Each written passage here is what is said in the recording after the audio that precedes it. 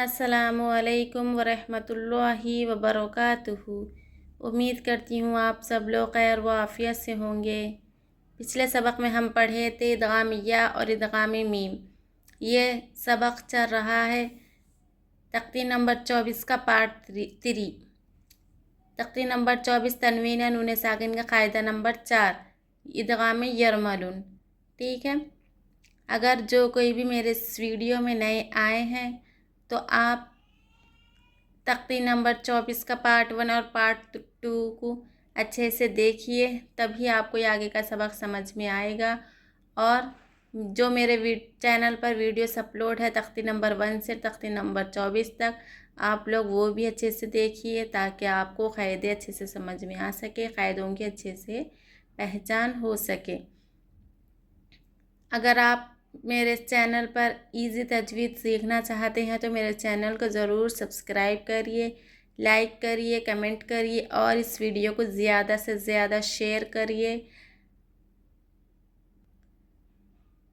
और मैं इस तख्ती नंबर 24 का पार्ट 1 और पार्ट 2 डिस्क्रिप्शन में लिंक दे रही हूँ, आप लोग जाकर वहाँ से अच्छे से वीडियो को बिना स्किप किए देखिए, तभी आपको समझ में आएगा अच्छे से।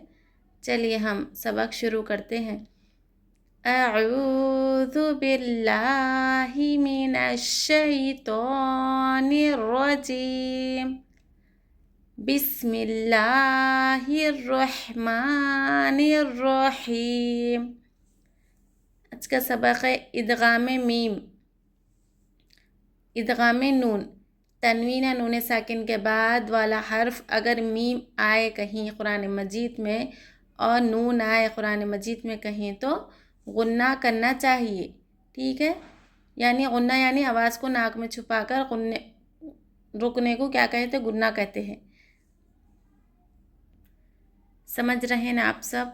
चलिए सबक शुरू करते हैं। रॉ ज़बर रॉ, सीन वाउ पेश सू, रसू, लाम मीम दो पेश लुम, रसूलुम, मीम ज़ेर मी, रसूलुम मी, नून लाम ज़बर नल, रसूलुम मिनल, लाम खड़ा ज़बर ला, आ ज़ेर ही, रसूलुम मिनल्लाहि।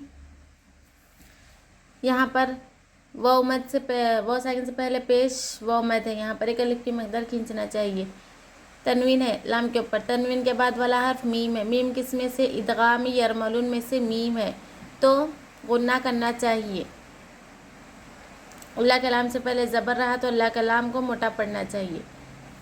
यहाँ पर भी तनवीन के बाद क्या है? मीम है। मीम किस में से? इदगाम यरमलुन में से गुन्ना करना चाहिए।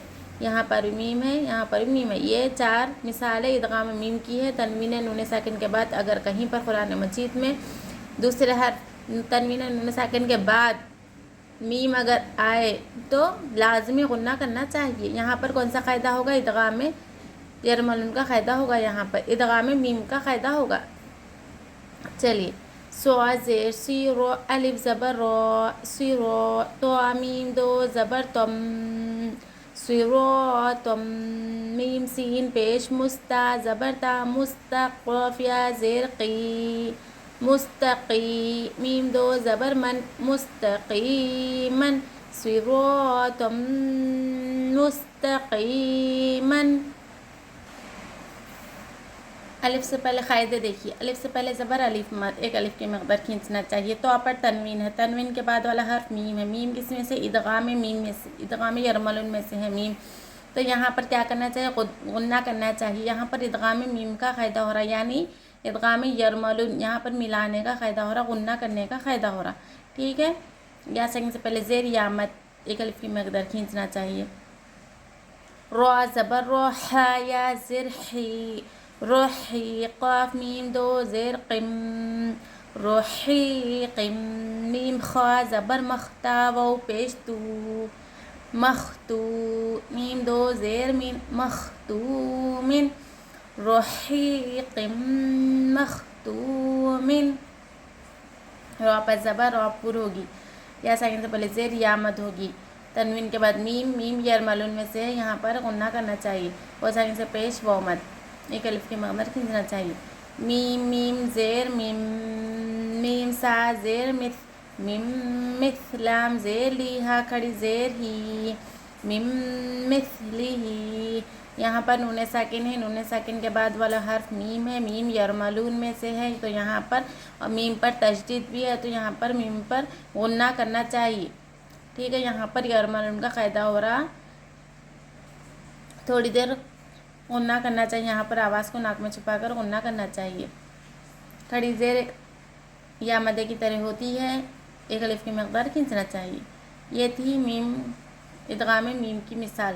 تنوین نون ساکن کے بعد کہیں پر بھی میم اگر آئے تو غنہ کرنا چاہیے اور میم پر تشدید ہوگی. میم نون ادغام نون کا قاعدہ دیکھیے مثال ہے. ادغام اگر کہیں پر نون ساکن کے بعد تنوین نون ساکن کے بعد اگر نون حرف آئے تو کیسا پڑھنا چاہیے, کیا قاعدہ ہوگا؟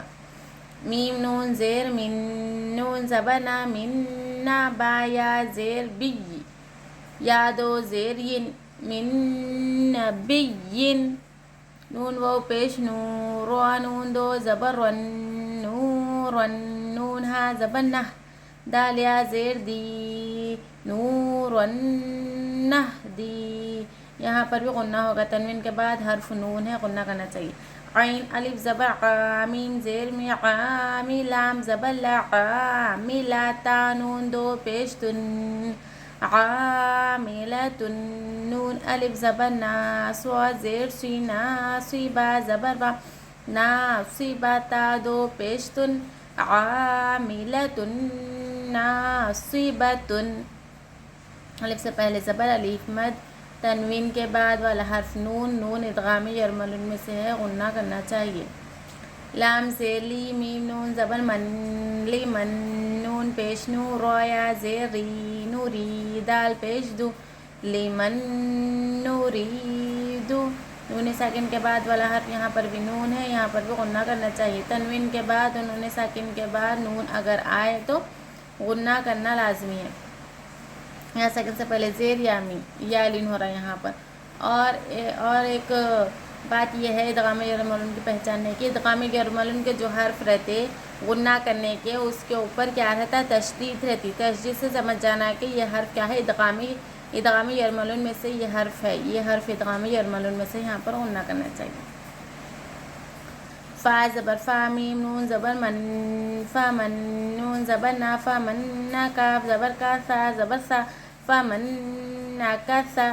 یا واو زبر یو میم زبر ما یو ما حمزہ زیر ای یو ما اذال نون دو زیر ذن یو ما اذن نون الف زبر نا زوا زیر زی رو زبر رو تا دو پیشتن یو ما اذن ناظرتن. واو ساکن سے پہلے زبر. یہاں پر کون سا قاعدہ ہو رہا, واولین کا قاعدہ ہو رہا. ذرہ بھی نہیں کھینچنا چاہیے. زال کے نیچے دو زیر ہے, دو زیر یعنی تنوین. تنوین کے بعد والا حرف نون ہے. نون ادغامی یرملون میں سے ہے تو یہاں پر غنہ کرنا چاہیے. امید کرتی ہوں آپ سب لوگ اچھے سے ادغام میم اور ادغام نون کی مثالیں سمجھ چکے ہوں گے کہ میم آیا تو اور نون تنوین نون ساکن کے بعد میم اور نون آیا تو غنہ کرنا چاہیے.